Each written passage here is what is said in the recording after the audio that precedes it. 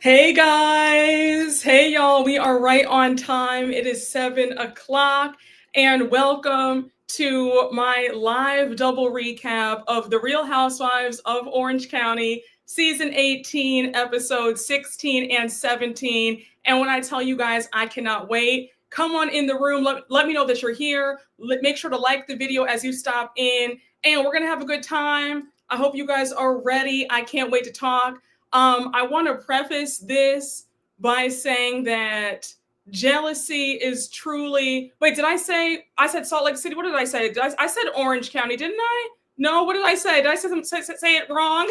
I don't know, guys. I'm like a bit nervous because I'm not used to doing a live recap, but here we are. But y'all, we are here. Yes, come on in the room. We are talking about The Real Housewives of Orange County, season 18, episodes 16 and 17. And y'all, let me just say, I have so much to say. Oh, okay. Yeah, it says Orange County in the description. Yes. We are here for Orange County. Yes, perfect. May I start off by saying jealousy is a disease, and the women have it out for Miss Jenn. The jealousy that drips from Gina, Emily, and Tamra, but more so Tamra and Emily when it comes to her, is sick.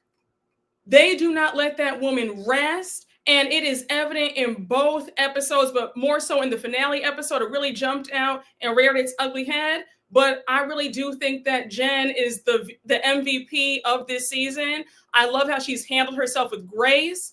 And again, I think that is so sad that you have women who are preying on her downfall, and they're just getting so much glee from her misfortune. But we're going to talk about that later on. But I want to start off with episode 16. It's the continuation of what went down when Jenn told Tamra all the way off, which we all applauded. Okay, Miss Jenn said, girl, my kids are with me.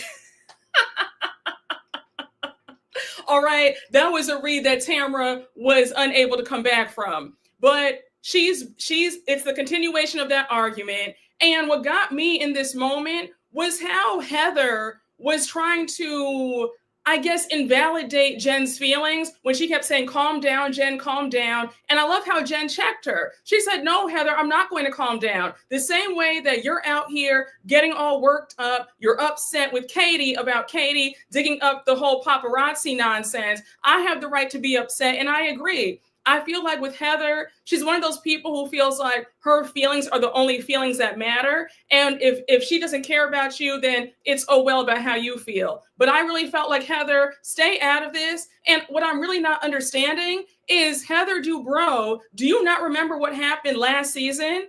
Tamra got all the ladies to turn against you. So for you to sit up here and now try to beat up Tamra's behind, it makes no sense. Yeah, Heather really pissed me off all season long. We are right here. I was with Heather in the first half of this season, but this second half, my girl has let me down. And I saw a lot of you guys saying, Brooke, I've been waiting for you to come to your senses, and I can't believe that you just loved Heather so much. And listen, y'all, I can always admit when I guess I was wrong, or I had rose-colored glasses on. Apparently, I had my glasses on with Heather Dubrow. She could do no wrong in my eyes. But when I tell you, her slip has really shown, and I'm just confused at this treatment towards Shannon. And I do want to say one thing, Heather, it's really showing that you never liked Shannon in the first place. And one of y'all made a great point in my last recap that when you think about it, Heather was threatened by Shannon coming on this show with a huge house, just like her and Terry, money. Shannon comes from money. Her dad owned, or no, her grandfather on her mom's side owned a department store. Her father was wealthy. So Shannon is used to the high life, just like Heather. And I do feel like Heather, as I'm just rewatching season 9, I'm starting to feel like Heather is one of those people who has to be the only one. You know how there are certain people where they have to always feel superior to everybody else. They have to be the wealthiest one in the room. I'm getting that impression. And I also, it's making me think that that's the real reason why she would never join Beverly Hills, because she wants to be the only one. On Beverly Hills, she's not as impressive. Whereas on Orange County, everybody's under her financially. And she gets to flex about how she's the richest one. But I feel like the real reason why she would never want to join Beverly Hills is because she fades into the background. You have Kyle, who has a lot of money.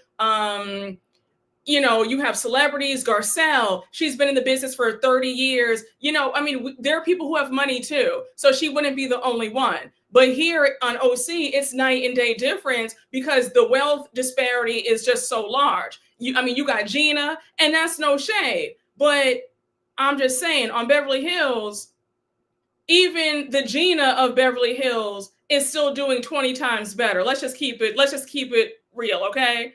But I think that Heather would get eaten alive on Beverly Hills. I agree. Yes, Sutton. I forgot. Yes, Sutton has a lot of wealth. Sutton is very wealthy. So I do feel like Heather wants to just stay on Orange County, where she's the only one. She's the wealthiest, and they all kiss up to her. So now Jenn is still going off on Tamra, rightfully so. And I was getting more and more annoyed watching Tamra try to play victim. And all throughout both episodes, Tamra's trying to act like, oh, well, I can't understand why you're mad at me. And I just don't understand. Why is she so upset? Why are you yelling at me? How dare you? Tamra yells at people, calls folks out of their name. You have no right to demand this level of respect and civility when you've never shown that. And I saw a recent interview that she did. I think it was on her podcast, or maybe it was with somebody else, but she's talking about she's just so upset by these hateful comments, and she wishes that people could go to jail for leaving hate remarks towards her. I just kind of feel like, Tamra, you get the energy that you dish out. You've been insufferable for seasons on end. You're being so awful and so evil to Shannon and Jenn. So you can't be upset with the backlash. And let's be so for real. If the fans were on Tamra's side, we would not be hearing anything about this alleged autism diagnosis. And we would not be hearing her whine and cry about editing and production, leaving her out to be the villain. So just stop. Yeah, now she's in therapy. Yes, she is a joke. She really is a joke. Heather likes being a big fish in a small pond. Yes, that's exactly what it is. You're right. Now, Jenn at this point walks out the room. She's over Tamra. And did you guys get annoyed when you have Heather saying, oh, it's just kind of hard to talk to somebody when they're doing all that yelling? I said, Heather, once again, please shut up. And Heather, I don't understand what this fascination with Tamra is, but Tamra was just dogging you out last season. So to see you act like this, it's really pathetic. It's embarrassing. So now we have Tamra talking about, oh yeah, well, Ryan. She said that Shannon was the one behind this whole entire background check about Ryan, and how Shannon was the one who heard the news about Ryan supposedly being in some scheme where he was selling people timeshares in another country and then not building them, but still collecting the money. So she says, well, when I told Shannon that, Shannon said, oh yeah, well, I want to investigate him. Let's go. Now, Tamra, the point still remains. You were behind the background check as well. And one thing about Tamra loves to throw rocks and then hide her hands. For Tamra to act like she's innocent in all this, that's a lie. Why would Shannon do that? Did she even know Jenn before the show? Exactly. I don't believe that either. Tamra is a liar. Heather is always trying to police people's reactions to things. Yes, it drives me insane.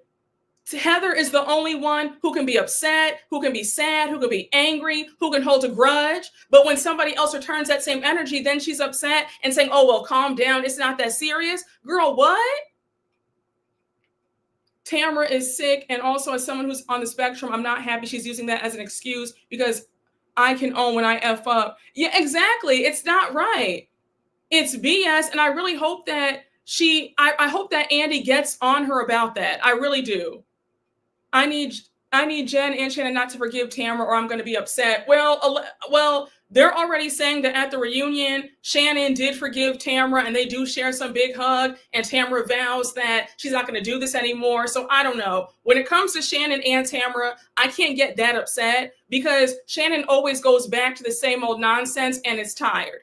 I'm sick of it. It's enough already. It's the same old thing. They fight, they fall out, then it's wash, rinse, repeat. So if Shannon likes it, then I love it. But I'm not going to hold my breath. Something tells me that it's going to be the same old thing in the next season and the next season after that. Yeah, it's a sad day when I have to drag Heather. So now they're still talking about, you guys, just please bear with me. I keep forgetting that this is a live recording, okay? I'm used to having my pre-records, all my notes there. So yes, but Jenn walks out, she's out the room. And I caught that shade when Heather's like, oh, by the way, I had stomach envy. I couldn't even focus on what she was saying. I just love her stomach. So here goes the hate. Tamra says, oh, well, that was a tummy tuck. I said, girl, are you all right? And I know that I sound like a broken record at times, but y'all don't understand. People really miscalculate how dangerous jealousy is. In my humble opinion, I believe that Tamra would love to switch places with Jenn because the jealousy, the constant fixation on her and Ryan. Then you have her trying to throw shade about her body. It doesn't matter if that woman had everything done. Jenn looks good. That body is tight. She's in the gym.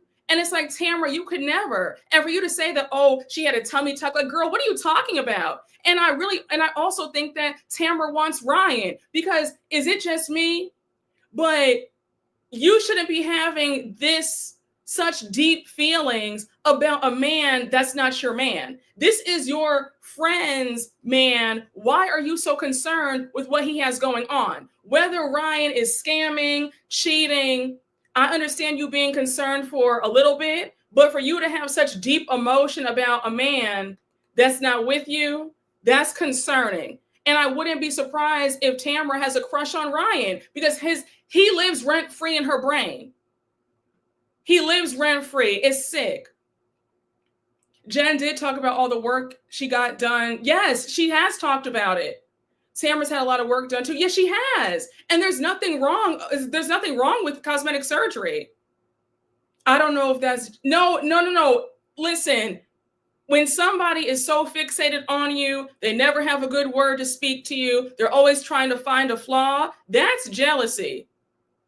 And I do think that Tamra is threatened by Jenn. It's giving me flashbacks to when Gretchen was on and she did the same thing to Gretchen. She's very threatened by Jenn. And despite Jen's finances, being a bit, on the, they're kind of down right now, I think that she still would like to trade places with Jenn because this isn't normal. You have so much animosity and hate towards her for what? And then trying to hide it under the guise of she's so concerned. That's BS. Yeah, for you to be that fixated on somebody, that's nothing but pure envy. Guys, I have my notes here, so I'm just making sure that I don't miss a thing, okay?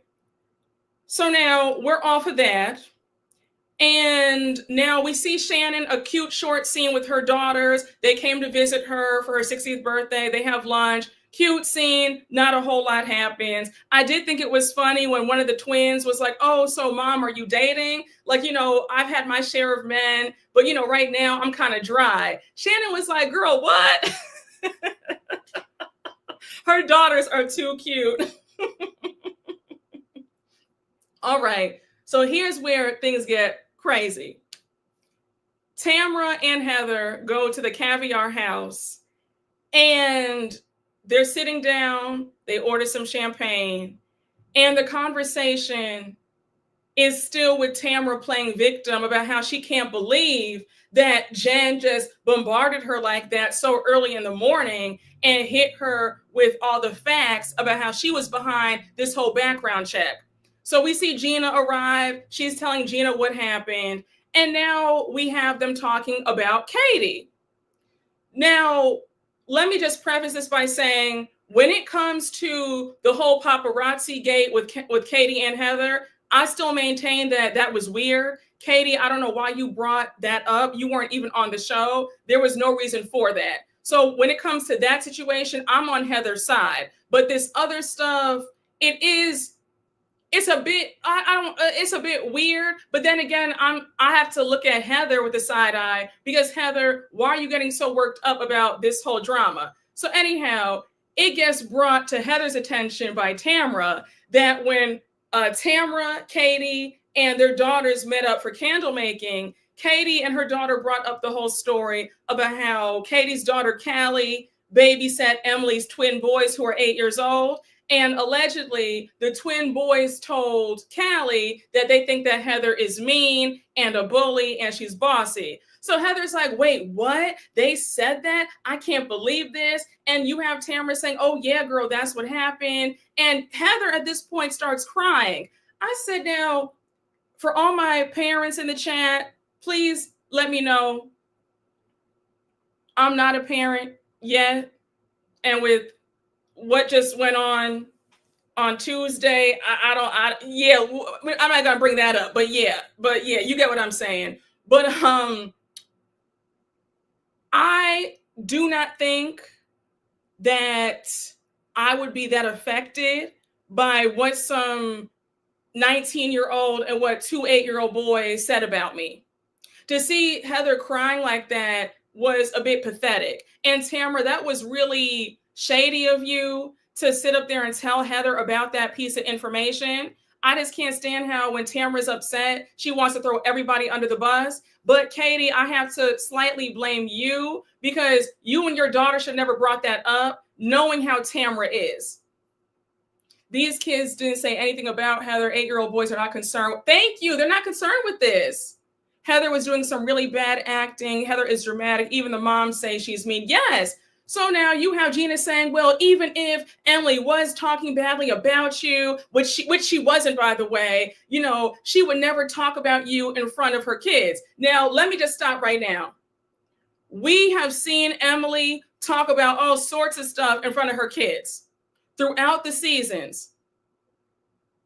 I do not think for 1 minute that those boys are lying. I think that those kids did hear Emily talk about Heather, especially after that fashion show. The way Emily went on for 4 episodes straight about how bad Heather made her feel about those damn pants and that oversized blazer, I will bet you guys money that those boys heard Emily talking about Heather. And also, let's be so for real. We all know, growing up, even now, if somebody pisses your parents off, you guys are gossiping about that person. If a family member pisses off your mom, she's talking about, oh, I can't stand when Aunt so-and-so does that, or, can you believe that? And she's getting off her emotions. Like, let's be so for real. When I was a little kid, you know what I'm saying? I'd be eavesdropping. If somebody pissed off my parents, I heard stuff. So for Emily to act like, oh, I never talk badly about people in front of my kids, that's not true. We all do it. Everybody's done it. I believe those boys overheard Emily too. Exactly. And we saw in the finale episode, Katie's son even said it when they were at dinner. He said, oh, Mom, is Heather still being mean? Is she still being a jerk? So if Katie's son is hearing stuff and repeating stuff back, then you know good and damn well that Emily's boys have heard stuff too. So please stop. And we all know that we vent. Everybody has vented. Everybody. If your friend pisses you off, you're calling up your mom or your dad saying, oh my gosh, I can't believe so-and-so did that to me and I don't want to be friends with them anymore. Like, we've all done it. Okay. If you can't vent and gossip and, be messy in your own home, then where can you do it at? So what we won't do is police what parents are saying in front of their kids. Okay. So let's stop. We are not going to sit up here and do that. Okay. I was annoyed with that. And again, I really don't give a damn about what some little kids and a 19-year-old think about me. If you want to talk about me with your kids, feel free. I will be okay. The world will still keep going, okay? The traffic is still going to be backed up. She could have been on FaceTime talking to somebody and the kids overheard. Exactly. Unless Emily and Shannon are going in the soundproof room, those kids hear things. Exactly. Y'all, listen, please. I remember I'll be listening at the door sometimes, or, my parents are talking loud about somebody who pissed them off. Child, stop. For her to act like, and let's be real. Can we please talk about how when Crazy Noella was on in season 15, remember the season that Heather came back on the show? Do you remember how Heather was bad-mouthing Noella in front of her kids? She was talking to one of her daughters about Noella. So for Heather to act like, oh my gosh, I would never talk about anybody in front of my children, that's so inappropriate, girl, stop. Because we saw you on camera doing the same thing about somebody that you couldn't stand. So again, let's not. Some of these housewives are delusional when the truth hits. Exactly.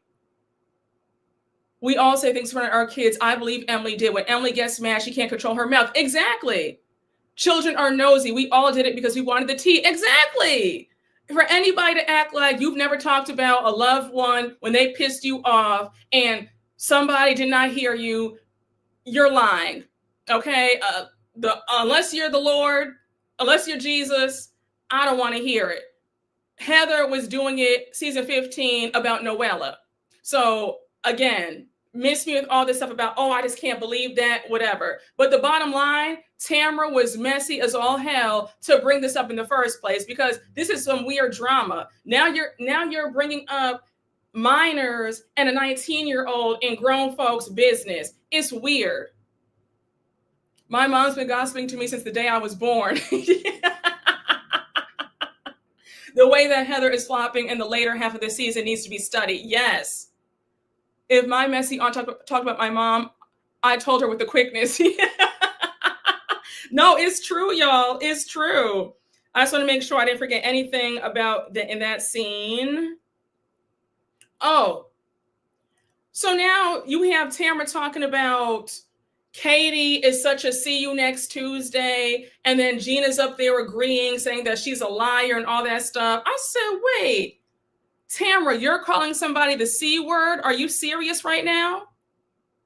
And that's what I don't like, how everybody excuses Tamra's bad behavior. Tamra has said and done the worst things to people. She has tried to embarrass people, humiliate people, take folks down season after season after season, but now she wants to call somebody else a see you next Tuesday? No, ma'am. Tamra bringing 8-year-olds into this is so disgusting. It is. Katie and Emily are both messy boots. When my mama said, honey child, yes, exactly. Tamra has the nerve, doesn't want her own son mentioned, and he's 40 years old. Yes, he is. He's 40 years old with a whole bunch of charges against him. Let's talk about that. Oh, my goodness. My goodness.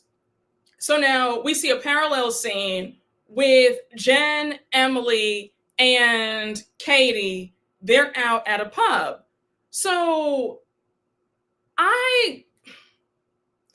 Emily always finds a way to throw shade at Jenn. It's like it's a nervous tick because they're ordering their drinks and Jenn jokes around that she loves her signature drink. It's a Malibu and Coke. So you have Emily talking about, oh, Malibu Barbie over here. And the way that Emily said it, you can tell that she's not joking. If you look at Emily's face, go back and rewatch every single episode of this season. If you look at Emily's face, every time Jenn is around her, she looks like she's having a visceral reaction every time she's near her. That envy is seeping out because why are you trying to clown her over what she drinks? It's weird. So they're sitting down and talking. Jenn's telling them how she told Tamra off earlier this morning because Shannon told her about the background check. So now you have Emily saying, oh, well, that's really messed up. And then she's like, well, when it comes to you and Ryan, I do want to say I applaud Ryan for stepping up to the plate and taking care of you and your kids because that's what a good man does. Now, you see how Emily talks out of two sides of her face? Because all season long, she's been calling Jenn all types of dummies and idiots for relying on a man. Why won't she get a job? Now, all of a sudden, it's, well, I applaud you and I applaud Ryan for stepping up to the plate and helping you. Girl, which one is it? And Emily, I'm going to really clock you in that finale episode because, girl, the way that jealousy really jumped out, it went into overdrive. Because you were really throwing so much hate and shade in those confessionals. But yeah, Emily has to always find a way to really just, sneak diss, and I can't stand it. She's up Tamara's bush. She is. Emily is, you said her Shrek era. The green is all over her face when it comes to Jenn. It sure is. Go see the lady, ma'am. Exactly. Her and Tamara need to go and see the lady. Emily reminds me of Heather deflecting internal issues with external upgrades, but still nasty. Emily, let's not forget how you afford your lifestyle. Exactly. I think they're jealous of her for having a man taking care of her.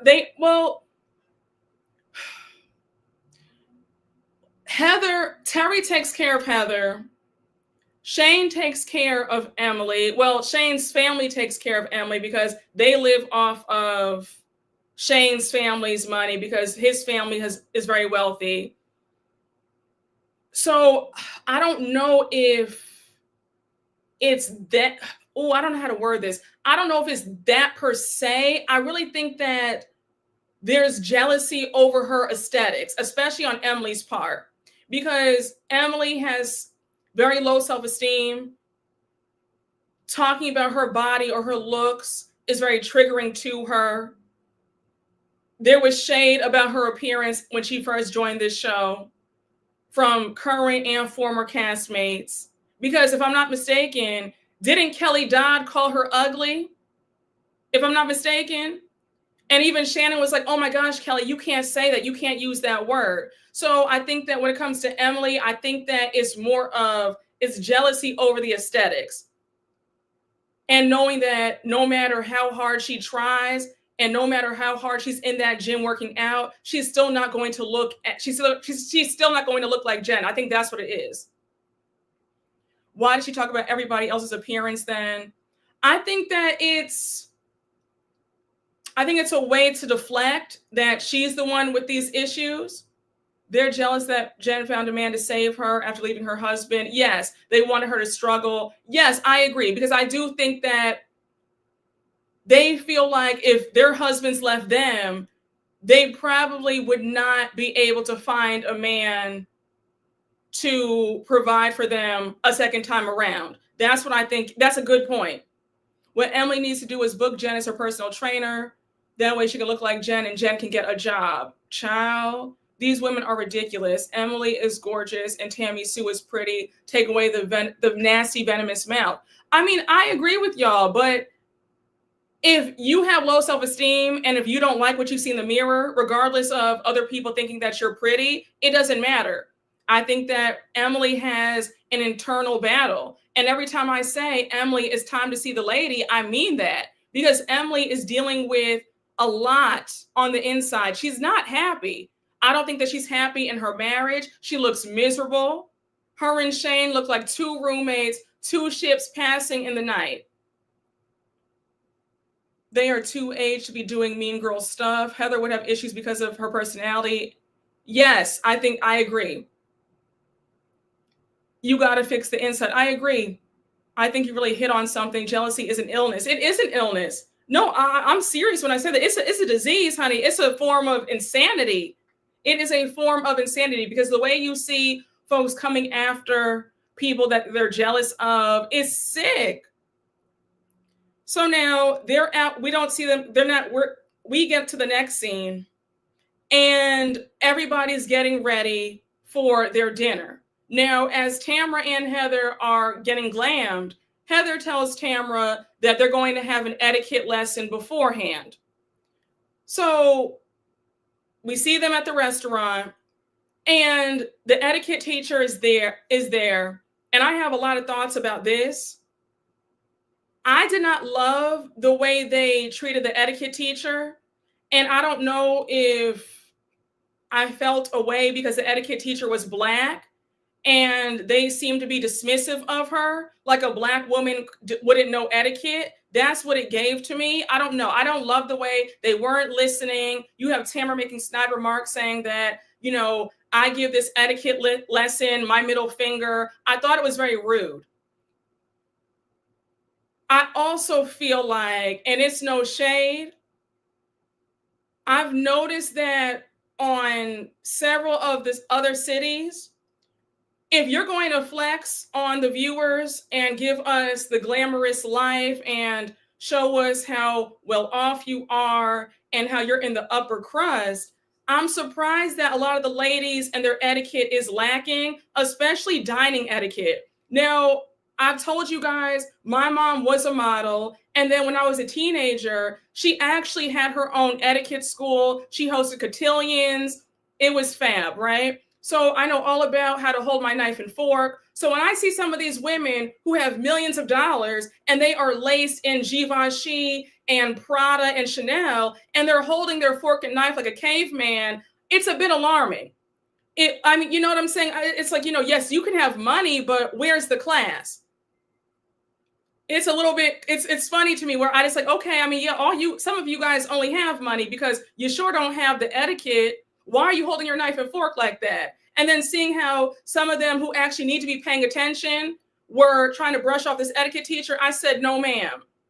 I think Tamra holds her knife like this and her fork like that. So I just said, girl, you need to be paying attention and not trying to be funny.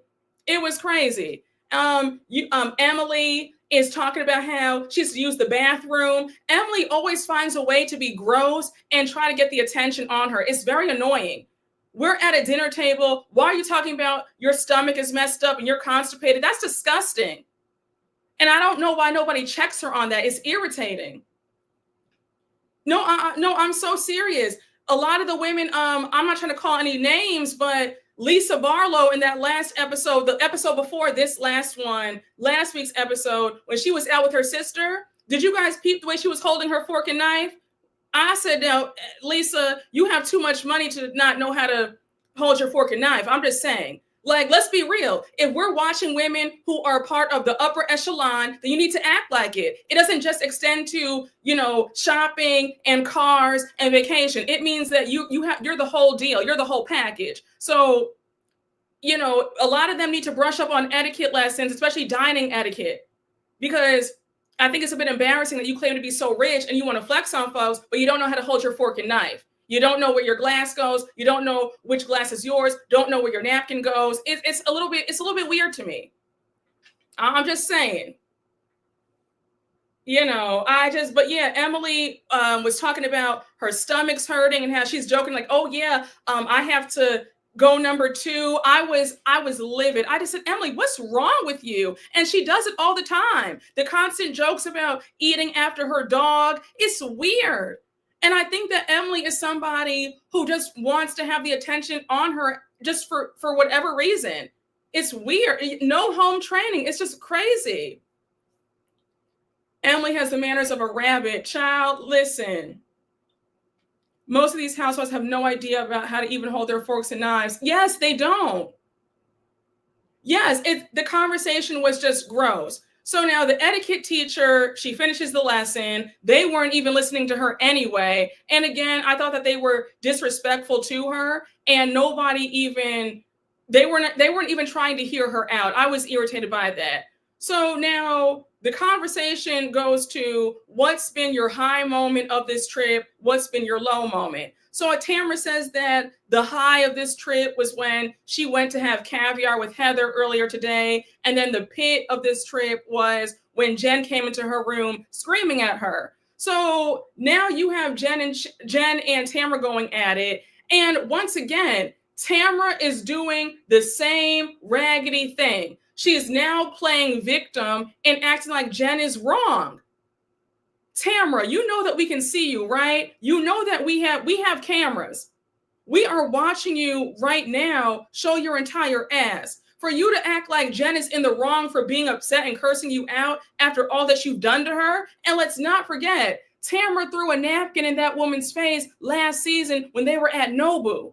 So if Jenn did get you back a few hours ago, it was well-deserved because she should have slapped you when you threw that napkin in her face last year. You got off easy, but I'm not here for this. Then we have Shannon and Tamra battling it out because you have Tamra trying to throw Shannon under the bus, saying, well, Jenn, if you had known Shannon had brought this up in the first place, she was the one who wanted the background check. And I love how Jenn did not buy it. She said, at the end of the day, Shannon has been a friend to me and you have not. Jenn going off on her was my high. Yeah. Yes, that is definitely new money for sure. Absolutely. Jenn really has all her rights to give her a two-piece. She does. I feel like I lose brain cells when Tamra talks. Now, I had secondhand embarrassment watching Tamra scream at the table. Now you have Jenn yelling. And I just said, y'all, can we just zip it for a few minutes? Everybody just calm down, eat your food. The staff at the restaurant was pissed off because, listen, other countries don't do that. They're not screaming across at a table at a restaurant. So, they're sitting up there making a fool of themselves. I just said a mess, child. So they're still going around in circles. Tamara's like, well, what do you want from me? And Jenn says, I want you to stop doing this. And I said, now, Jenn, you do know that that's wishful thinking on your part. It's not going to stop. Tamra is a vile individual and she's going to keep going. But I thought it was really crazy to see Tamra try to spin this like she's the victim and Shannon is the one who is the villain. I kick people out of my restaurant for doing that. Same. Child, Tamra will make you feel like you're watching The Real Housewives of Trailer Parks.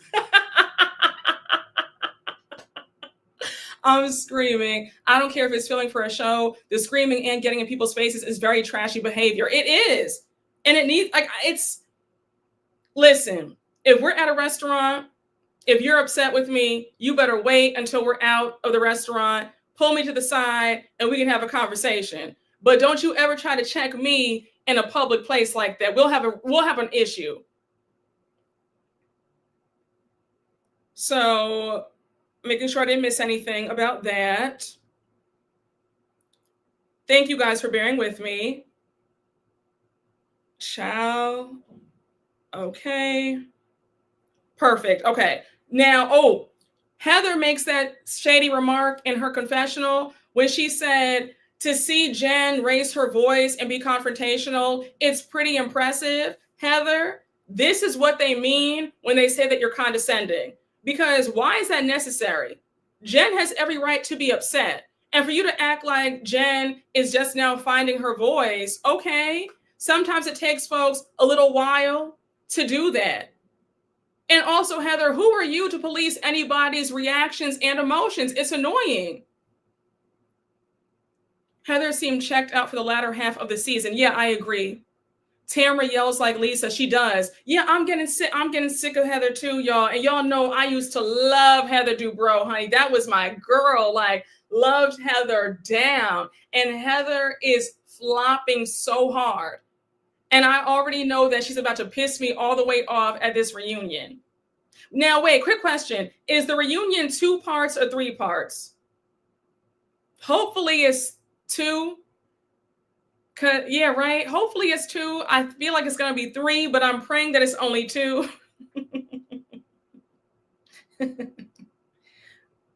It's 3. Oh, Heather loves to tone please. She does. I loved Heather. I'm greatly disappointed. All right. What's the next scene? Okay. Dinner's over. Everybody's back in their rooms. We see Tamara and Heather talking about what went down. Katie and Jenn talking. Then we see Emily, Gina, and Shannon talking. And when we get to Tamara and Heather, you have Heather saying, Tamara, I have to be honest, you do owe Jenn an apology, and you do need to take ownership of how you've acted. So Tamara says, well, I'll do that tomorrow, whatever. So now Heather brings up Katie and she says, honestly, at dinner tonight, I was so disgusted by Katie, I can't even look at her. I said, girl, you're that upset about this whole story about Katie's daughter and Emily's 2 boys saying that you're mean and a bully? You are 55 years old. At your grown age, you are this mad over what some minors are saying about you? Really? And for you to act like you're just so disgusted by Katie's face? I said, now, girl, stop. Because I'm so sorry. I understand if you don't like Katie, that's fine. But what you won't do is act like Katie is worse than Tamara. Tamara sat up there and turned the whole group against you last season. Tamara was out there screaming in your face in the finale episode last year. Then on top of that, she was saying that you're condescending, you're this, you're that. You think that you're too good, you're arrogant. I mean, she had you in tears. She has you in a blender, sis. And for you to act like that's okay, but you want to hold this grudge against Katie, that's a bit weird to me, Heather. Because the way Tamara played in your face last year, there would be no more friendship. We'd be done. Tamara trying to get a storyline to keep that Bravo check. Emily's boys are babies. It should not be that deep. I've always had a hot, cold relationship with Heather. I love her fabulous lifestyle, but her true colors always appear when she's friends with Tamara. They do. Because I really feel like Heather wants to feel like she's a cool girl because she's always known to be uptight. And I think she wants that, she likes that easy breezy way about Tamara. And that's what she craves. But I'm like, Heather, you look pathetic chasing behind Tamara because you feel like she's popular. You need to really grow up, for real. Heather and Tamara made the same pact that the SLC OGs minus Mary. Protect each other at all costs. Heather and Tamara are very toxic. Y'all think Heather is jealous of Katie? I don't think Heather's jealous of Katie. No, but I do feel like maybe Heather's nervous that Katie might be taking her place because let's face it, anytime Bravo brings on one or two newbies, that generally means that they're trying to get an OG out. And I wouldn't be surprised if maybe they feel like Heather's storyline has come to an end and maybe she feels like Katie is there to replace her. I don't know. But I don't think it's jealousy. I just think that Heather has it's like a weird way about her because she can forgive some of the biggest offenses, but she wants to hold a grudge on the most minor stuff. In my opinion, I feel like I could get over Katie and what she did to me a lot faster than what Tamra did to me last year. But that's just my opinion. Heather knows Katie's not the one to play with. Yes. Yeah, I think that Heather might be a bit nervous. I thought Heather was at her peak last season when she stood up to Tamra. Yes, no, you're right. I thought so too. I thought that Heather was everything. I was fully on her side. I was backing her up 110%. To see her go out sad like this is horrible. Heather always does this gatekeeping to the newbies. Yeah, she does. Because she pulled the same thing with Shannon too. When Shannon joined the show, Heather was very nasty to her. I did a rewatch of season 9, and Heather wasn't that pleasant to Shannon at all. So now it's the next day, and the ladies are breaking up into two groups to go out and enjoy the countryside and just, have some fun. So we see Emily, Tamra, and Heather all on one Sprinter van, and then we see Shannon, Gina, Katie, and Jenn on another Sprinter van. And before they can even go off, Shannon's stomach's hurting because she's, I guess backed up. And Shannon and them have to leave the Sprinter van to go back to the hotel room. And Shannon gives herself an enema. Now, for all my OC watchers, you remember that in season 9, when Shannon first joined this show, Shannon was always talking about an enema. That woman she had so many enema kits. I said, girl, Shannon is something else. But yeah, so they're not doing the activity because Shannon is ill and they're taking care of Shannon. Now, if I were them, I would have been a bit annoyed because it's like now our whole day is ruined because Shannon's not feeling well, but okay. So anyhow, we flip back to Gina. We flip back to Heather, Emily, and Tamra. And they're out in the countryside. They're looking at Windsor Castle. And as they're walking and eating donuts, they now sit down and they discuss this whole mess between Katie and her daughter and Emily's boys allegedly talking about Heather. So Emily says, well, I didn't want to talk about this, but since you brought it up, let's do it. She pretty much says that Katie and her daughter are the ones lying and how her boys never said it. It was Katie's daughter who brought Heather up in the first place. So now Emily goes on to say that she says, this puts me in a jam because one, you're throwing my boys under the bus, but on top of that, you're painting me out to be a shitty parent. Now, Emily really had me blown when she added that little razzle dazzle saying, Heather, I would never talk about you in front of my boys. I said, Emily, you don't have to lie. I said, Emily, we don't even have to do this. We don't even have to lie. You know good and damn well that you are running your mouth in front of those boys about Heather. I'm sure your boys have heard a whole lot of stuff about Miss Heather Dubrow. Does anybody remember when Heather came back onto this show? Emily was always talking about how pretentious Heather was, how uptight Heather was, how Heather was arrogant, how Heather thought that she was the queen bee. So you want me to believe that you've had all these negative feelings about Heather, and when you're home, when the cameras are off, you're not dogging her out? And even if Emily does not talk to Shane about Heather, please be clear, Emily is on that phone with her best friend Gina talking about Heather like a dog. And kids hear that. Because like I said earlier on, when my mom was talking to whoever, gossiping, or just, if the conversation was good, I was trying to eavesdrop, especially when she was on the phone. So if you think for a minute that Emily's not there running her mouth in her own home, talking to Gina like, girl, did you see how she did that? And I like how she said that. And girl, I can't stand her. Those kids are ear hustling. So please stop. Emily be lying to save her ass. Exactly. And then for Heather to say, oh, I know. I said, Heather, for you to fool yourself like this, please stop. You know that Emily has talked about you. And one, I'm going to just say this.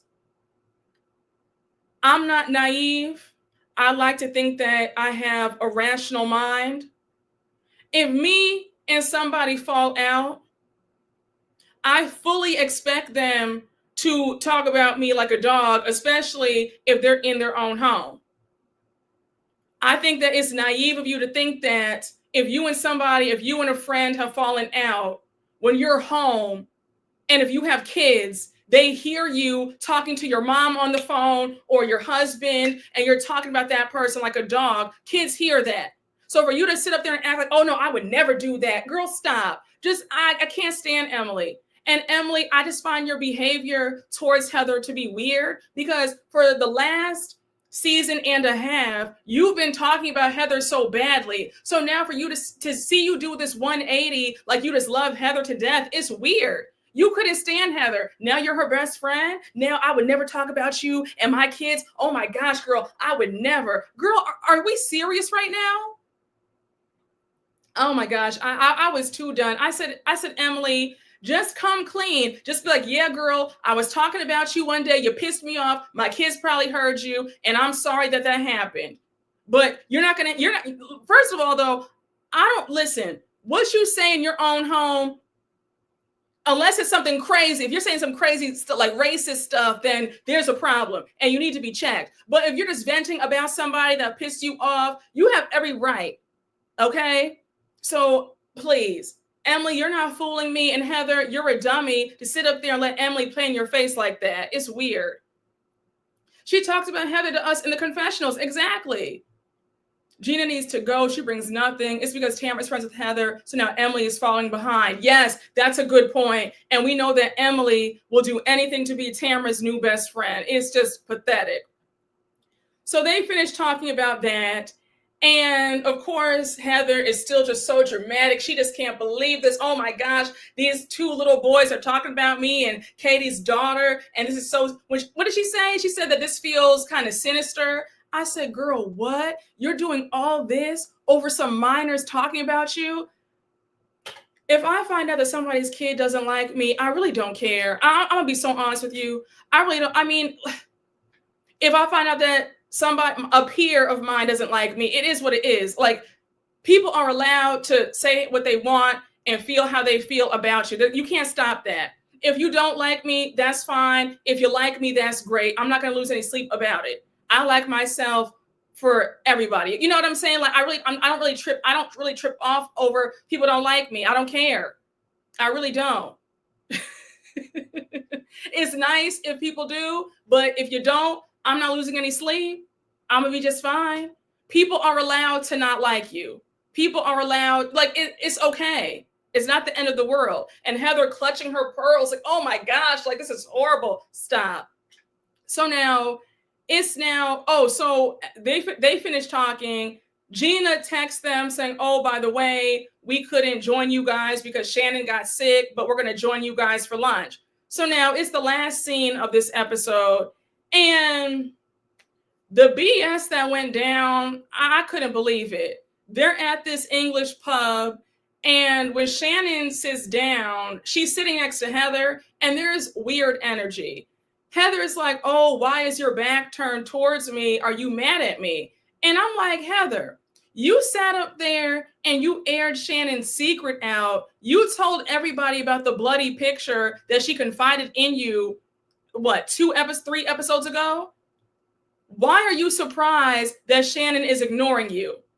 You have been so awful to Shannon. You betrayed her trust. Don't play in my face like that. You sat up there and tried to hurt me deliberately, and now when I ignore you and pay you dust, now you want to talk about, oh, are you mad? Girl, are you serious right now? We're really doing this game?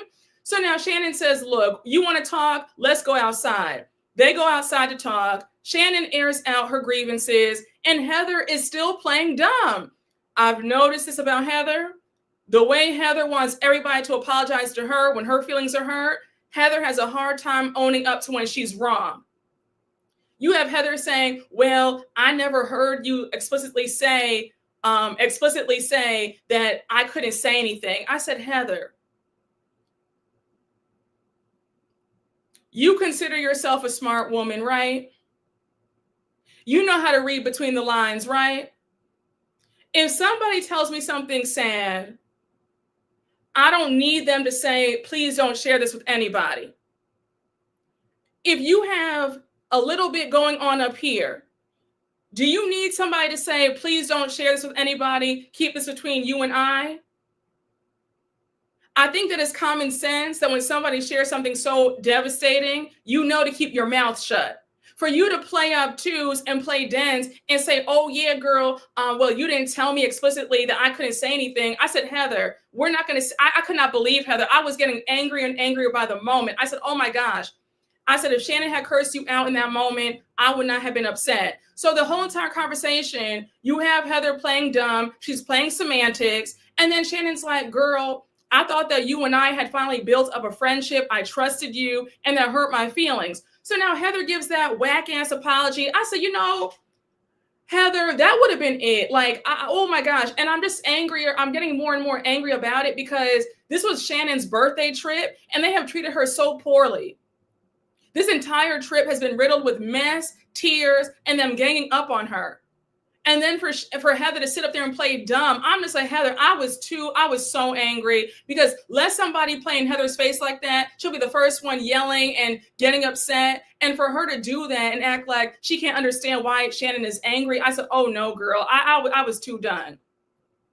What's even more obnoxious is how Heather's blaming Shannon for all this. Yes, I was so upset. I really wish Shannon read Heather down. I also think that Shannon is just tired. Yes, that's what it is. You know what? Here's my critique about Shannon.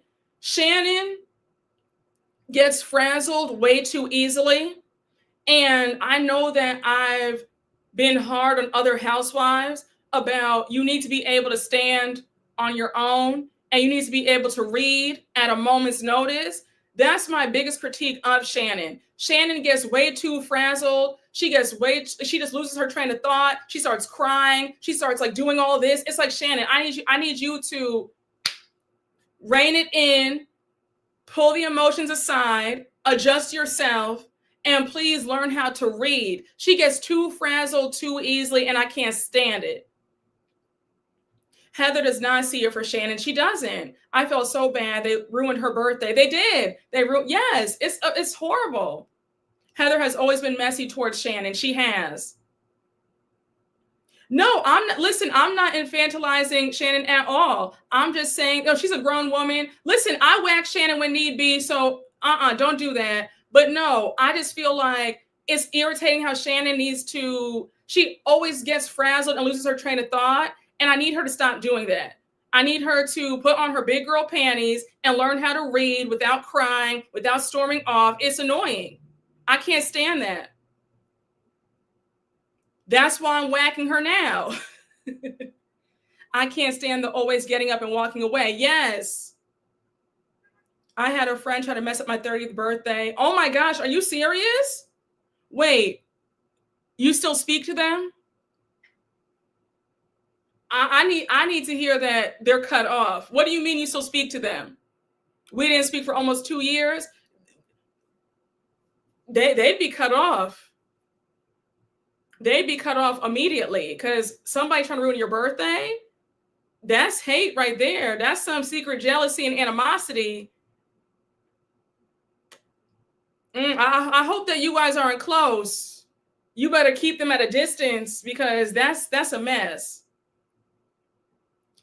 Shannon's not good with direct confrontation. She's not, but listen though, that's no excuse. Shannon has been on this show for 10 years now. It's time for her to grow a backbone and stand up for herself. Stop all this crying and walking off. She's too grown for this. She's 60 years old. She's a reality star. She's got to just learn how to manage her emotions a lot better, control herself, and be able to engage in an argument. Because I can't watch this every single season. Heather's an actress. Those tears were fake. Yeah. Oh, very fake.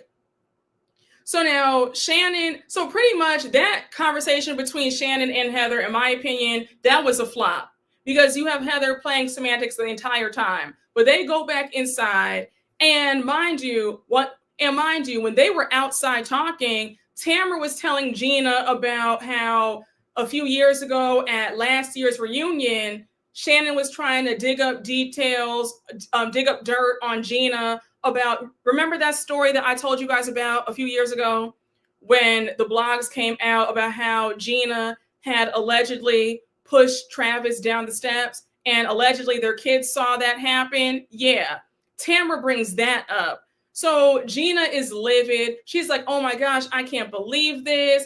You know, how could she? How could you?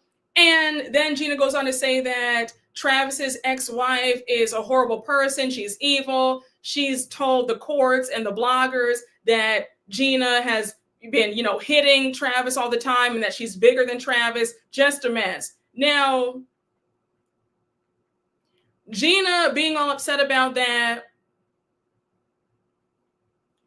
Gina, you know that Tamra does this when she's caught and she's trying to take the focus off of her. So for you to now be upset with Shannon about this revelation, I kind of feel like, not that it was performative, but it just felt like you want to be angry because you know how Tamra is. Tamra is not valid to me because you only bring up this kind of information when you're mad at somebody and you want to take the heat off of you. That's it. And a quick side note. Remember when that story came out 2 years ago? Why wasn't that talked about in the last 2 seasons? I'm surprised that they just brushed that under the rug. And yeah, just a mess. But anyhow, Shannon and Heather are back at the table. Gina confronts Shannon about how Tamra just told her the news. They go back and forth. Shannon's like, girl, I'm sorry about that. That was 2 years ago. But what we won't do is try to pin this on me. So now you have Gina, and Gina wanted a moment because Gina gets up screaming, talking about that she won't allow anybody to treat her or Travis like this. I said, Gina, in all seriousness, nobody cares about you, Travis, and this dumb relationship. So I don't want to hear it. I was like, okay, girl, enough. And also, I really don't care if Shannon did try to dig up that info on Gina because her and Gina were beefing really heavy for the last 2 seasons. And then on top of that, Tamra bringing this up is just that's loser behavior. She's only doing that because she's mad that Shannon got her get back earlier in the morning when she told Jenn about what was said about her in that background check. So again, I don't really care. I honestly don't care. Tamra is the perfect example of hurt people hurt people. Tamra calling Shannon a drunk. Yes, oh my gosh.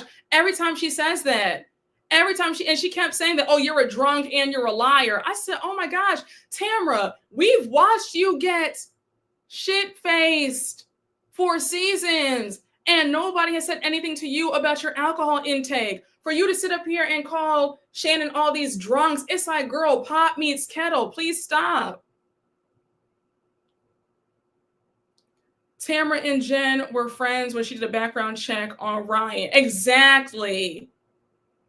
And that further proves my point and my theory that Tamra has always had it out for Ryan because she has a crush on him. Because again, I don't understand why you're so fixated on another man's boyfriend when you're supposed to be happily married to your man. It's just weird. Yup, Tamra's the one that brought Gina's situation back to the light. It's the truth. And I was getting annoyed with Gina getting mad at Shannon. I said, girl, get mad at Tamra. Tamra's the messy one.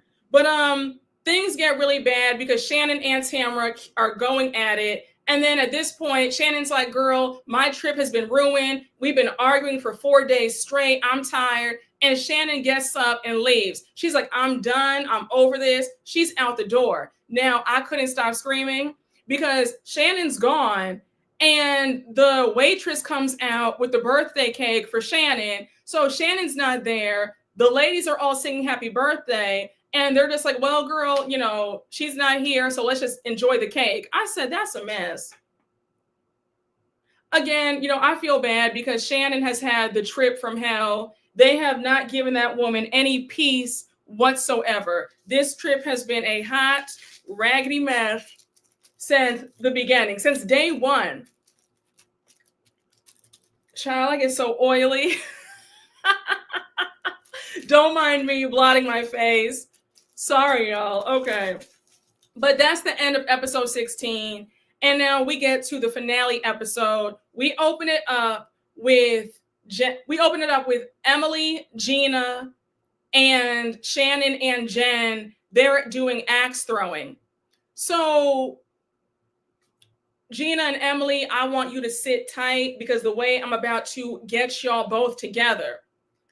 Y'all can say whatever y'all want. You will never convince me otherwise that they are not jealous of that woman. Jenn is there, and Jenn just got engaged. She's flashing her ring, and the ring is stunning. I said, Ryan, you did that. So Emily's like, oh my gosh, I'm so happy for you. And I said, girl, that was so fake. You could have kept that. You know that Emily was tight. Her chest was tight when she saw that. So Shannon is the only one who's happy for Jenn. Then we see Gina saying, oh, you know, that's a beautiful ring. How nice. We cut to Gina's confessional. And Gina's talking about, I mean, the ring is beautiful, but like, I wish he could have given her that money for the rent. You wish he could have given you the money for the rent? She lives with this man, so she doesn't need to pay any rent. I was so livid. I said, oh my gosh, you cannot help yourself. Gina, let's talk about why you're really mad. You're mad because your man doesn't even have $1. He needed to stay and live with you for all those years to split the bills. You're upset because you guys have been together for what, 5 or 6 years, and there's no ring in sight. And if there is a ring, it's not going to be like Jenn's. I said, girl, the hate is just showing. It is seeping out of your pores. I said, girl, how dare you? How dare, like, are you serious? I wish you could have given her that money for the rent. What? This needs to be Gina's last season. She has brought nothing this entire season. She's boring. I don't care about her and Travis. They're not interesting. Does he even have a job? Like, I was done. And Emily, talking about, oh, well, I'm happy for you, Jenn. And he really did step up to the plate and he proved everybody wrong. First of all, Ryan does not need to prove himself to anybody in this group. Who the hell are you to say that he proved everybody wrong? Girl, what? That's her man. You have a husband. Worry about Shane and what he's doing. It's obviously not you, sis, because you're so miserable. Like, the audacity and the gall to think that there's somebody that Jenn and Ryan have to prove themselves to them. Like, are you, like, do you hear yourself? I was done. So anyhow, they're now talking about Jenn's engagement party, and the theme is bad bridesmaids dresses. And she says that Alexis and Katie are going to be planning the party. So now she brings up Tamra and how Tamra invited her to talk and try to hash things out. And she says, I'm not ready for that. We left off on a bad note and I don't want to talk to her. And that's fair. I don't think that people realize you can't treat folks badly and then be upset when they want nothing to do with you later on. You cannot abuse folks, talk to them crazy, and still expect them to want to talk to you and be your friend. That's not how this works. Jenn has every right to pay Tamra dust. I need Emily to get read into a wall saying Gina needs to go back to Chili's and take Emily with her. Gina for Chili's 2024. They irritate me talking about Jenn and the rant. Imagine how Jenn felt in that situation. Exactly. It's like, and what really takes me out is the fact that Gina, of all people, talking about somebody's finances, Gina has been broke the vast majority of this show. This is the first season where Gina actually has 2 nickels to rub together. So again, I'm not understanding why she has no sympathy or no empathy for Jenn. It's weird. Gina finally got 2 Zara tops that weren't on sale, and now she wants to act like she's doing something. Like, girls, like, what are we talking about? How dare you? And I'm praying that Jenn reads Emily and Gina for filth. I am praying. I hope that Jenn wears them both out, because what they've said about her in their confessionals all season long have been disgusting. Gina looked broke when she was broke. That's why she hates Jenn. Exactly. Gina's mad that Travis couldn't even get her a cubic zirconia ring. Exactly. She'll be lucky if he gives her a ring pop. And probably can't even do that. Gina may have money now, but still can't get a good stylist. Child. Ryan needs to teach Jenn and Shannon how to read. Yeah. Oh, Ryan is good. Ryan's mouth. He got a slick mouth. I love it. All right. Did I get everything on that scene? Let me just make sure. Ciao. Okay. So we talked about everything in that first scene. So now we see we see Tamra and Alexis.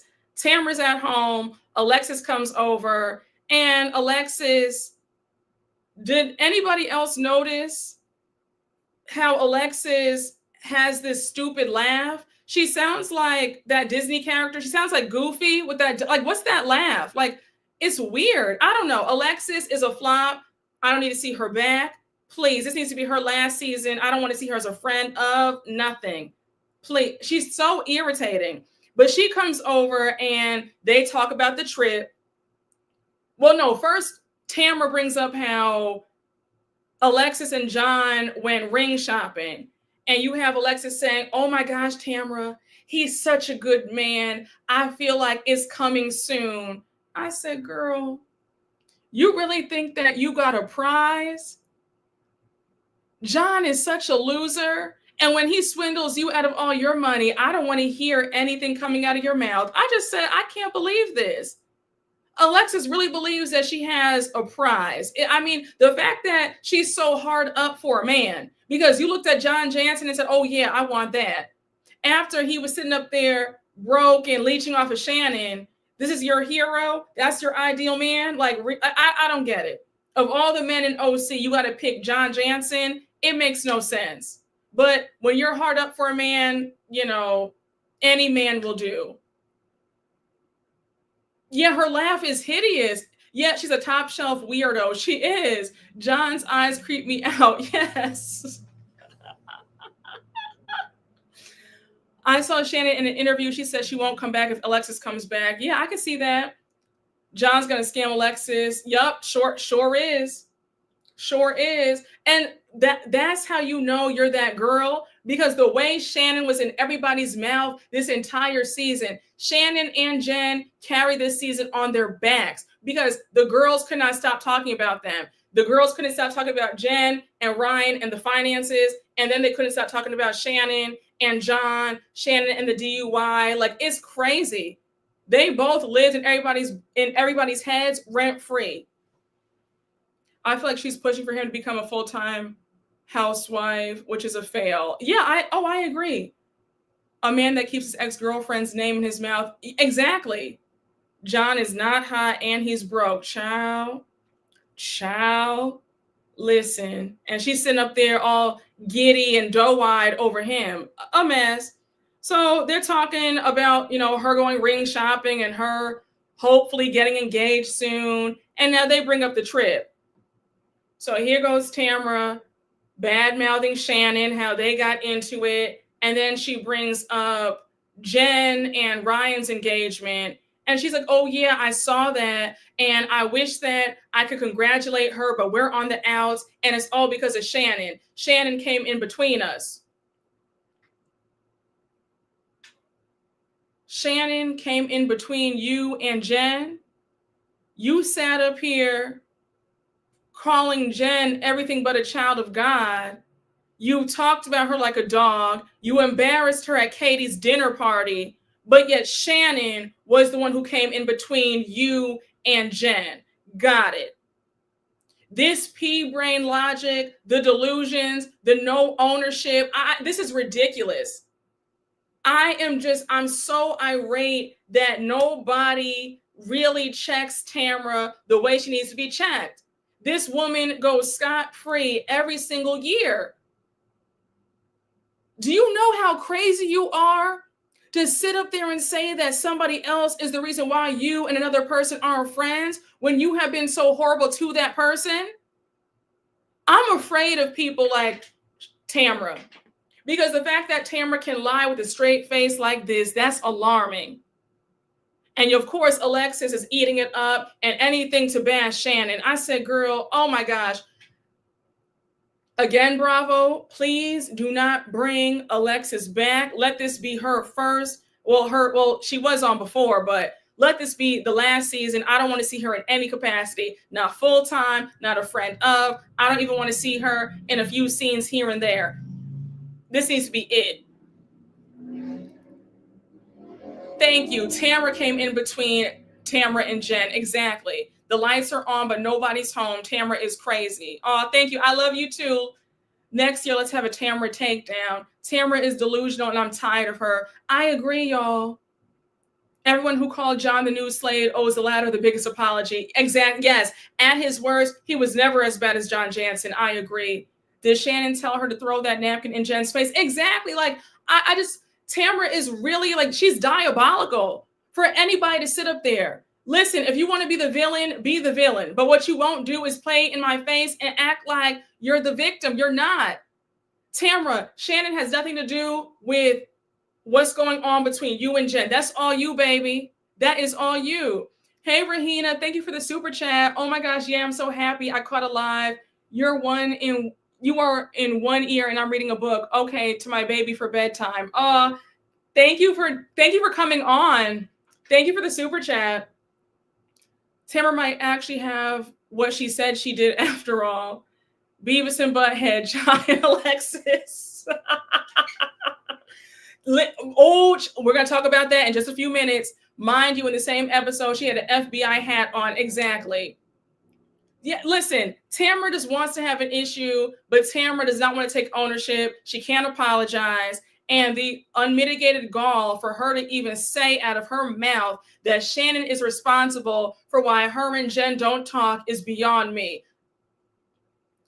Tamra, I'm praying that you are red for filth in this reunion. I really am. It's, you really see that everybody is not playing with the full deck, because the lack of accountability is disturbing. The family scenes, we can skip past that. They were cute, but nothing to talk about here. Now we see it's the day of Jenn and Ryan's engagement party. Everybody's getting ready.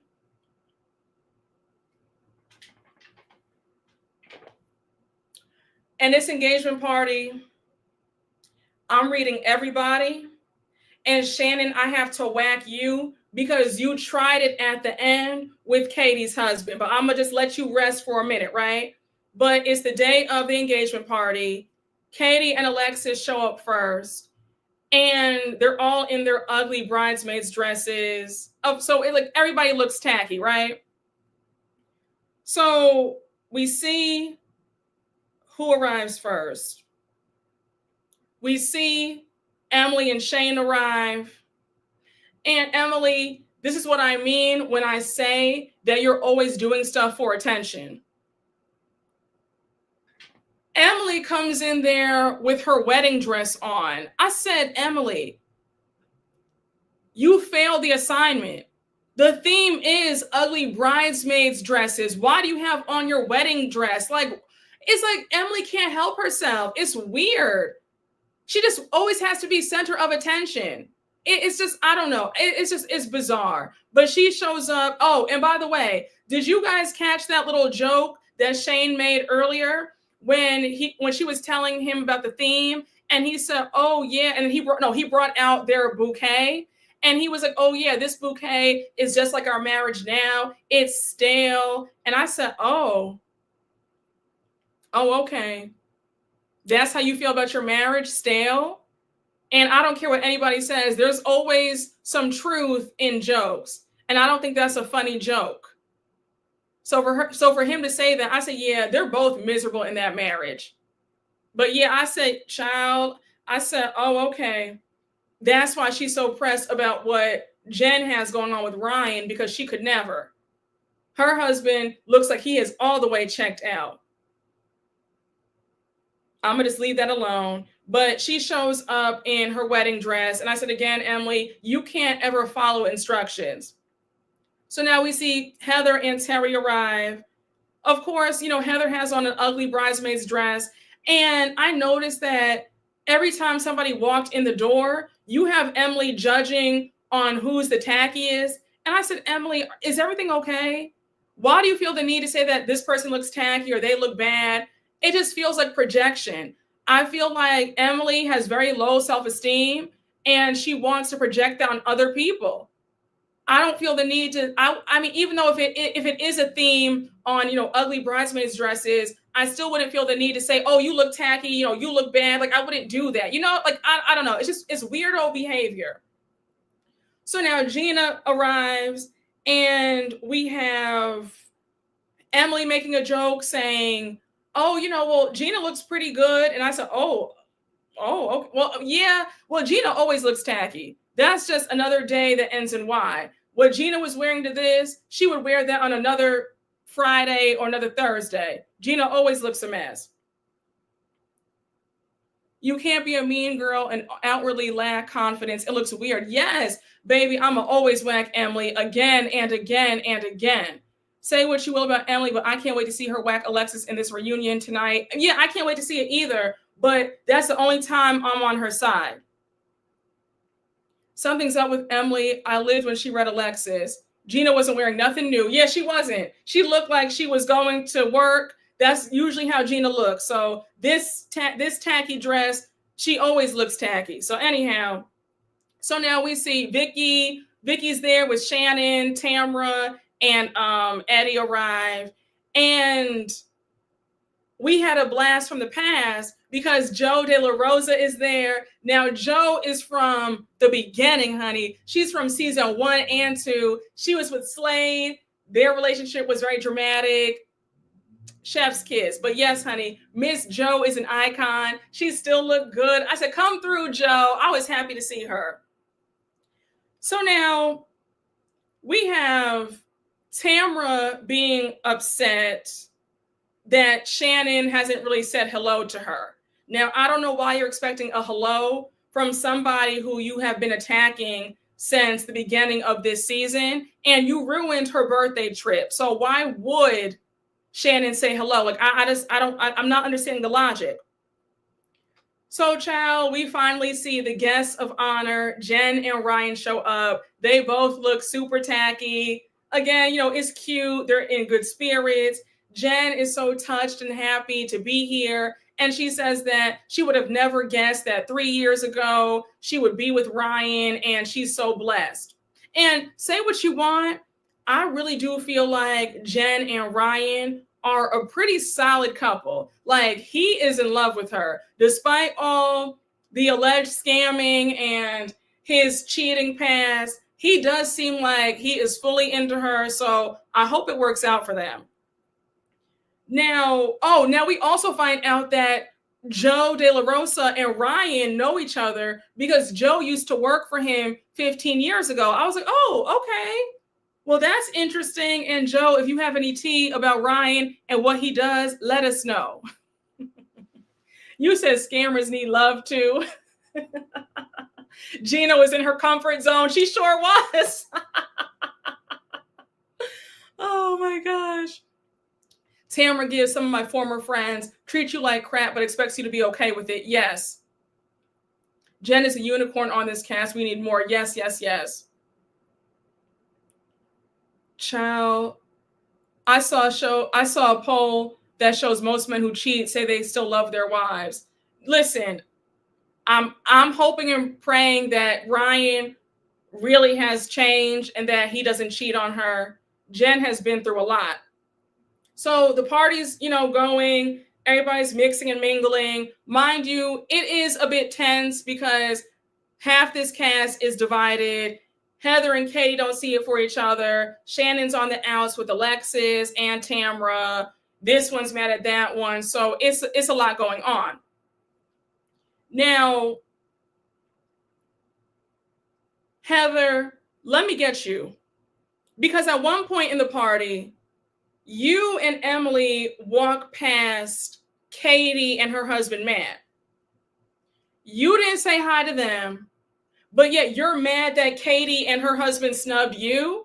I said, that's what I'm talking about. If it's established that we don't like each other, I'm not going to be upset if you don't say hi to me. If you snub me, I'm not surprised because I'm going to snub you right back. So for you to say, oh, somebody wants to snub me, like, oh, okay. I said, girl, you're obviously pressed about it. It wasn't like you said hi to her and she just snubbed you. No, you ignored her and she paid you dust right back. Like, Heather, my girl, if you come back for season 19, get it together because this second half of this season, you have been flopping. I don't know why you feel like you deserved a hello from Katie when you ignored her too. Like, y'all, am I going crazy? Please let me know in the chat. Am I going nuts? Like, am I seeing stuff wrong? Because I just don't get it. Can't have it both ways. Exactly. They both snubbed each other. Katie was a co-host, so Heather should have said hi first. Yeah. Let's talk about it. If we want to talk about etiquette, Heather, if you go to somebody's party, if you go to my party, right? And let's say we fell out and I still invite you. The minute you accept my invitation and you walk into my event, I don't care if we did fall out. You better say hello to me. You're sitting up here at my event, eating up the food that I paid for and the liquor that I paid for the open bar. You better say hello to me. Period. And Heather, I find it funny how you just have double standards because if this were you, if you were the one throwing the party, you would have been bitching about, oh my gosh, how do you ignore somebody and they're the ones hosting the party? Just, child, it's crazy. And I was irritated on SLC when Lisa walked up into Angie K's house for their anniversary party and didn't say hello to Angie. I said, girl, what? You don't say hello to the host? The host who pays for the mortgage, you walk into her home, eat the food that she paid for, drink her liquor, and you don't say hello to her? What are we doing here? If you don't want to say hello to the host, then don't come to the event. But if I extend an olive branch and I invite you to my event, even if we have fallen out, you better say hello to me if you do roll up. So Heather, you were in the wrong here. Child, I was so annoyed. Lisa tried it at Angie's party. I was too done.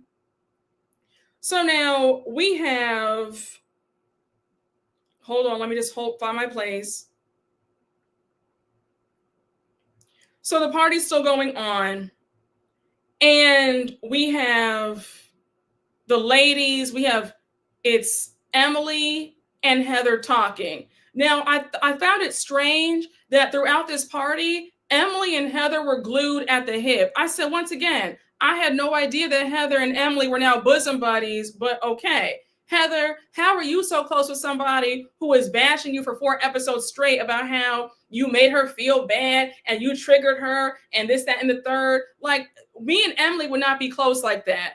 The most I would have for Emily is a hi, bye, that's it. But the fact that you're so buddy-buddy with her now, it was weird. So now we see Emily, Heather, Alexis is there too, and Katie. They're standing at a table.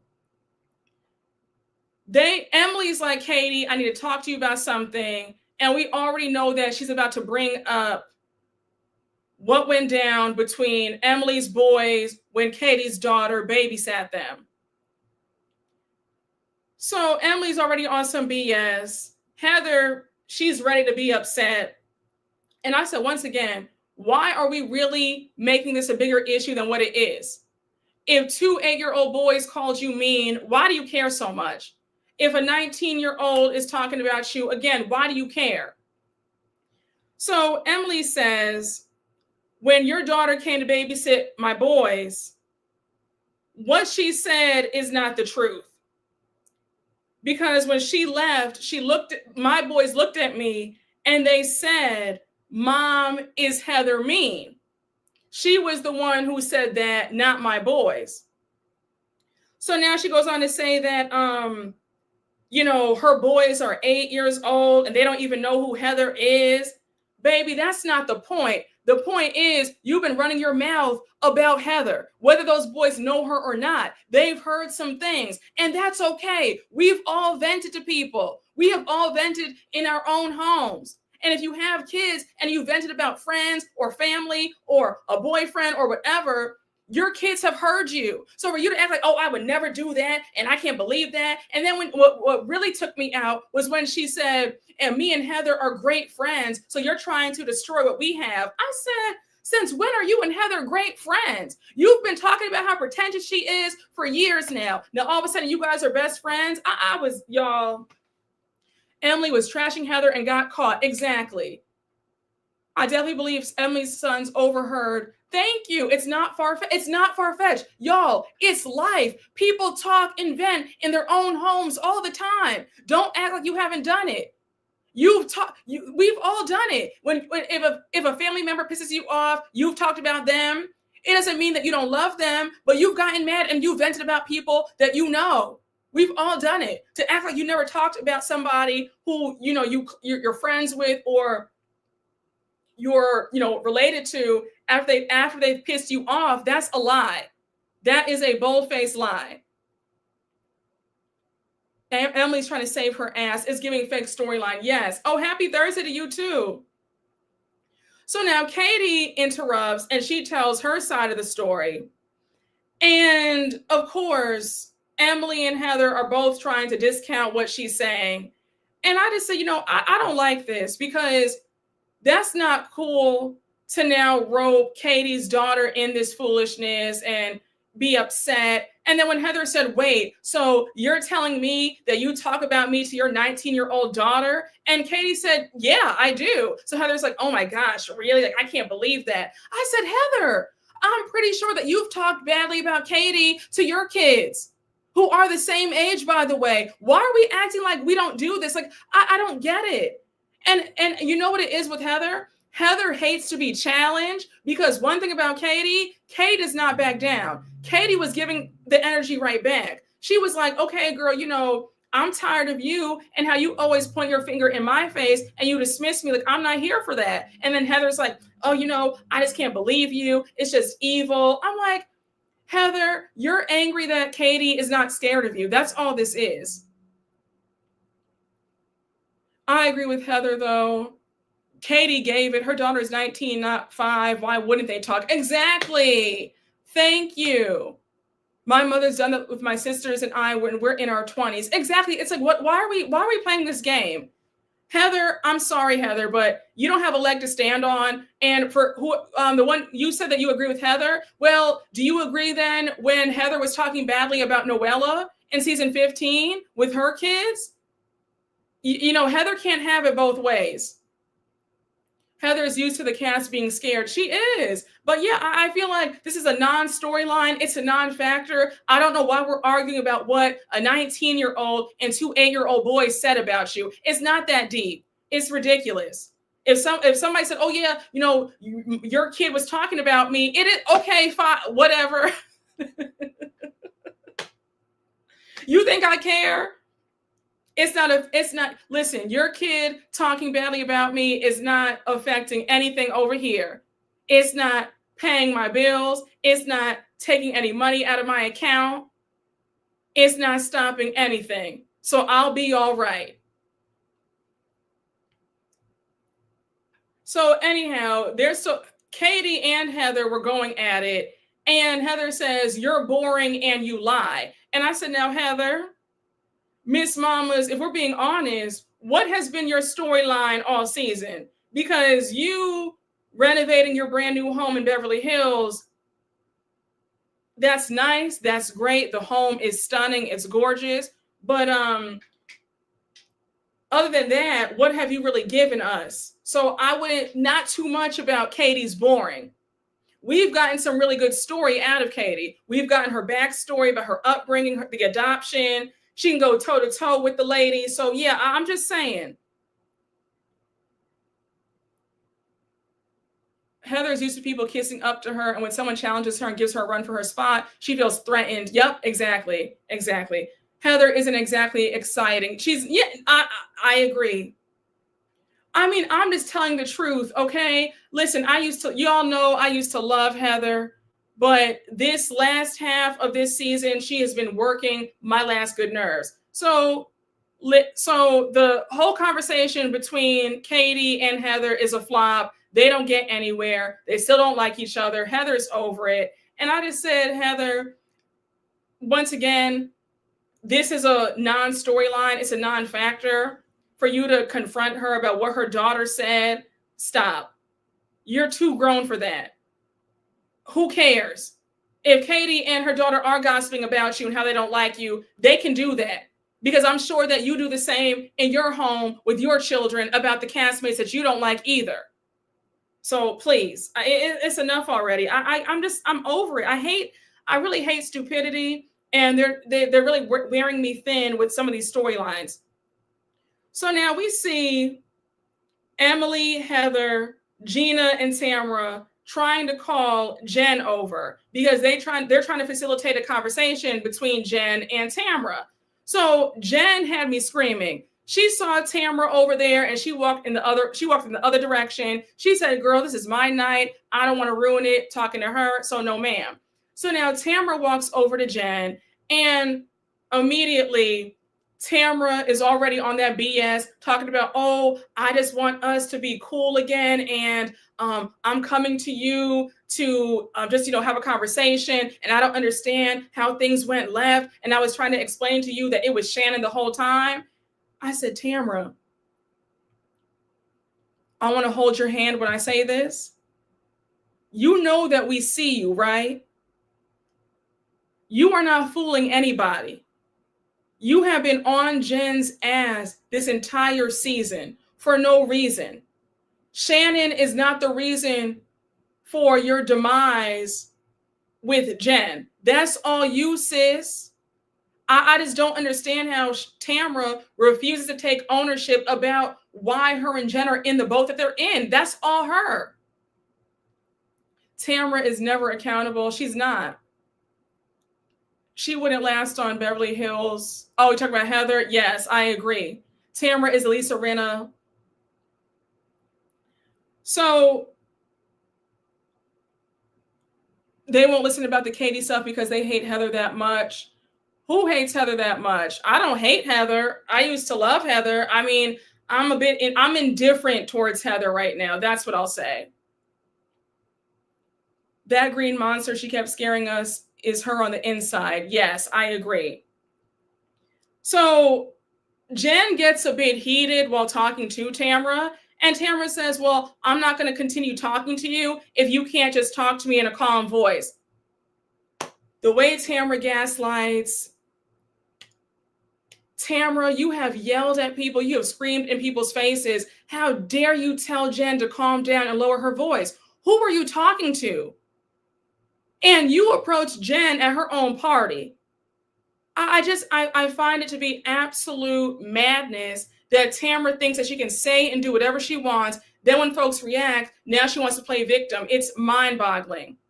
Hey, Rahina, thank you for the super chat. I feel like Heather formed an alliance within Tamra the second half of the season. I agree. She did. I feel that way too. Child. Oh, yeah. Lisa Rinna she was a mess on Beverly Hills. Tamra is used to Jenn making up. Yeah, she's used to that. Tamra is used to Jenn going along to get along and just accepting her apology and then wash, rinse, repeat. And now Jenn is finally putting her foot down and she can't take it. Yeah, and Jenn wasn't even loud. That's what I said too. So now Tamra walks away. The conversation is over. And I really felt for Jenn when she said, I'm tired of feeling sad in this friendship. Now, Jenn, I get that, but you made a mistake befriending Tamra after she threw that napkin in your face last year. The minute somebody hits you, assaults you, throws an object at your face, the friendship is over. The relationship is done. That's an automatic violation. I feel like you were too nice with that. Tamra literally showed her entire ass and you still forgave her. I hope they address in the reunion why Heather switched up mid-season. I think they will. Jenn's voice isn't loud, but her truth was, yes. I hope Jenn ends it completely. I do too. I hope so too. I'm prayerful that she does. So now we see like Gina's talking to Jenn at the bar. We see Jenn talking to Shannon and Vicky at the bar. And now they go out to take group pictures. Wait, am I skipping ahead? Hold on. Bear with me. Thank you very much. Yes, okay. So now they go outside to take a group picture, and I don't know what happened, but Gina brings up the drama between Shannon and Tamra. And I love how Shannon called Tamra out and said, girl, you have been attacking me since day one, and I'm not going to put up with this. But Shannon, here's where you lost me, because instead of standing there and really giving it to Tamra, you walk away. And I'm like, Shannon, you have to stop doing that, because it gives off that you're afraid, you're weak, it's a bit cowardly. I was like, girl, just tell Tamra off, and just, if you have to spar and go back and forth, then do that. But her just walking off like that, I said, Shannon, again? So Shannon goes back inside and she walks over to Katie's husband, Matt. Now, Shannon, you were completely wrong for this interaction, because why you got mad at Matt is beyond me. I think Matt didn't even say anything wrong. Matt was encouraging you. He said, Shannon, I care about you. If this is too much for you, maybe you should step away. So Shannon's like, how dare you? I'm one of the strongest people that you've ever met before. And I said, Shannon, I wouldn't say all that. Like, I'm sorry, Shannon. Strong, you kind of falter and you know, girl, you kind of faint in the moment of adversity. No, it's no shade, sis, but I wouldn't say that you're just this really strong woman who can take what life throws at you. No, you're the first one to cry, and that's fine and all, but yeah, I wouldn't say all that. But either way, Matt is trying to encourage her, and she gets mad at him and then storms off. And baby, Matt wasn't having it. He said, girl, why are you mad at me? You came over to me. I was standing here minding my own business. Yes, she owes him an apology. I agree. That wasn't right at all. It was weird. I said, Shannon, are you okay? Like, what do you do? Like, what is going on? It was weird. So now we have Shannon go back outside, and Shannon, for you to pull Katie to the side and say, what your husband said to me was so inappropriate. I said, Shannon, Katie should have cursed you out for that. Her husband did nothing wrong. You must have had one too many to drink, but Matt did nothing wrong to you. He didn't say anything wrong. You walked over to him ranting and raving. He was trying to encourage you and talk you off the ledge, and then you got mad at him. It was weird. Shannon did the Karen to Matt. I think Shannon was drunk. Matt is Katie's husband. Shannon is an emotional basket case with a good heart. I was so confused by the entire interaction. I was too. Shannon was drunk. It was odd. It was very odd. I said, Shannon, like, and I had to watch that scene several times because I said, did I miss something? If anything, he was being nice. Yeah, he was being nice. He was encouraging her. He was saying, Shannon, if this show is too much for you, then maybe you should leave the group. Maybe you should quit. Like, I'm worried about you. I want you to be okay. It was very unhinged behavior. So the party is pretty much winding down, and we see Tamra and Eddie leave. And now we see that John Jansen has pulled up, and you have Emily and Gina doing the most. So Emily's like, oh my gosh, Shannon, did you know John Jansen just pulled up? I said, okay. And Emily is determined to have Shannon spiraling and crashing out, because why is that necessary to say?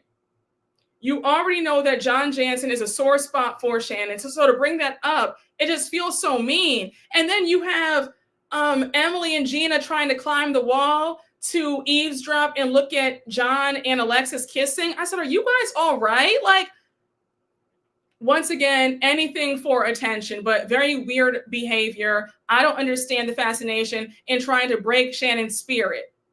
Who cares that John is outside? Like, it's ridiculous. They were acting like groupies for John. Oh, yes, I love Shannon's response. She said, she got my problem. I said, I know that's right, Shannon. Emily is still in high school. She is in high school. Mentally, she's still 16 years old, trying to be accepted by the cool girls. So the party is over, right? Did I get everything? Yes, the party is over. And we see Jenn and Ryan give a speech. They thank everybody for coming to celebrate them. And now we see Jenn say that for the first time in her life, she feels like she met her best friend, her soulmate. And like I said, I really do hope that things work out for Jenn and Ryan. They do seem like they're really in love. And, you know, Jen's been through a lot. So hopefully it works out. So, child, this is like the last 5 minutes of the episode. We see 3 weeks later flash on our screens. All the headlines are all over with how Ryan has been indicted. He's allegedly a part of that Ponzi scheme with the baseball player, over $16 million with his friend / business partner. It's all over. Jenn is talking to Ryan. She's upset. She's distraught about this whole entire situation. Ryan's trying to calm her down. He says, well, hey, that's life sometimes. You get the good and the bad. And then he says that he has nothing to prove to anybody in her friend group. And then he goes on to say that it's all in God's hands. Now, Ryan, you were a bit too calm for me, because if I were Jenn, I would have been cursing you out. Like, what do you mean you're roped up in this Ponzi scheme? Like, I need to hear a bit more than it's just in God's hands. I don't want to hear that. Like, you know what I'm saying? I don't want to hear about it's in God's hands right now. I need to know what in the entire F happened. Did you do it or not? Do I need to pack my kids up and go and move somewhere else? Like, let me know. So yes, Ryan was way too calm. I felt so bad for her. So now we cut to Heather, Emily, Alexis, and Tamra meeting up for lunch. And the topic of discussion is Jenn. Tamra pulls out an FBI hat, and you have Emily laughing. She's like, oh my gosh, you should have worn that at the party. I said, that's funny to you? That's hilarious to you? And you have Tamra saying, I don't like to gloat, but I was right. And Emily says, well, yeah, you were right. And you can gloat if you want to, girl. It's okay. I just said, why are y'all gloating about somebody's misfortune? You don't hear how miserable you sound? Happy people are not waiting for other people's downfalls. Let me say that one more time. If you are a happy person, you are not focused on somebody's downfall. You are enjoying your life. They are miserable souls. And even Heather is there cackling. Alexis is laughing. I said, Alexis, you just threw this woman a party a few nights ago. Now you're laughing at her? Like, what? Like, child, the jealousy is so great. The conversation was just so icky, because you have 4 grown-ass women laughing at somebody else's downfall. And Jenn has not done anything to any of these women. That's the craziest part about it. I could see if Jenn did something to you. I could see if she were your enemy, but that woman has been so sweet to everybody. There's no reason for all this hate. So now you have, I think Emily said that Jenn is dumb and oblivious. And I just said, she's dumb and oblivious now? You were just singing her praises a few days ago. Now all of a sudden she's a dummy? Emily, I want you to just come on out and say it with your full chest that Jenn triggers every piece of you, because I am not understanding this level of hate that you have for her. You need to go and see the lady. This is weird. I'm so confused. What do you have against Jenn? What did she do to you? Why are you so happy and just so filled with glee that this woman could potentially be with a scammer who might go to jail? The smile in her face. You have Tamra just salivating. They're all laughing. I'm like, y'all all look crazy. So now we get to the last scene of the finale episode, and we see Gina, Jenn, and Katie at Katie's house. They're obviously talking about what happened. Jenn is distraught. She's like, I can't believe this. I feel so bad. I don't know what to believe. You have Gina saying, well, you deserve so much better, and your focus should be on you and the kids right now. And now you have Katie saying, Jenn, I want you to be at peace, whatever that means for you. So Jenn is still crying, and she says, I was married to a man for 23 years who wouldn't even have a conversation with me. And now I'm engaged to a man who is my soulmate. Ryan is my best friend. I'm in love with him. And I just can't believe that this is happening. So we close out this episode with Gina in her confessional saying that Jenn's real issue is that she blew up her life by leaving her husband and got with a man who might not be who he's framed himself out to be. Then she goes on to say that you can't be that stupid and blinded by love. Gina, let me just put this phone down. Let me put this phone down and just get you together again. For you to say that she blew up her own life by leaving her husband for Ryan is inaccurate. Jenn has said multiple times that her ex-husband was a horrible husband. He did not love her correctly. He was never home. He was always working. He wouldn't even talk to her. There were no date nights. There was no romance. So she's supposed to stay in a miserable marriage just to say that she's married? That man let her know that he did not want her. So what was she supposed to do? For you to frame this like she just, blew up her whole life and was irresponsible, stop it. That's hate. And the real gag is you're still bitter and messed up about how your ex-husband left you for his mistress. That's why you're angry. But that's not Jenn's issue and that's not her problem. Go work that out in therapy. You too need to go and see the lady. But for you to frame this like, oh, well, Jenn is reaping what she sowed, that's some real nasty work, Gina. I couldn't believe that. And once again, the jealousy jumped out because the glee that you had in your face to say that about her, I was done. I said, you will not sit up here and act like Jenn is at fault and she's ruined her whole entire life. That's not the case. Oh my gosh, it's just so infuriating because Jenn can't win with them. And look at God, because we saw in the closing montage for Jenn that Ryan got full immunity. He was in charge, but his friend got charged for like 18 years. So y'all were saying all that about, oh yeah, girl, she's a dummy for being with this man. Look at him, he's a scammer, and he's cleared. So all that talking, I can't wait to see what you guys say at this reunion. But child, that was my double recap, and we did it live, y'all. Thank you for watching this. I'm happy that you're here. I hope you guys enjoyed it.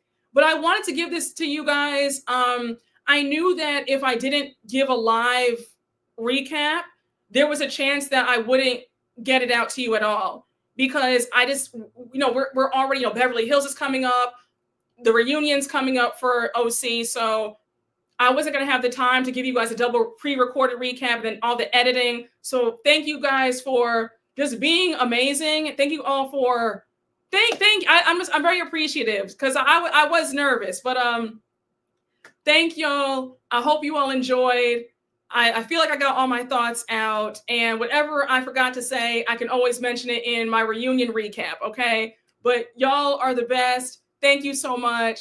And we are about to tune in to this reunion in 8 minutes, okay? But I'm going to get my snacks ready, and I'm going to see you for SLC and the OC reunion part 1, okay? But thank you guys. I love you guys. Beyond appreciative. And I will see you all later. Bye, guys. Thank you. Oh, thank y'all so much. Thank you, guys. Thank you. Thanks, y'all.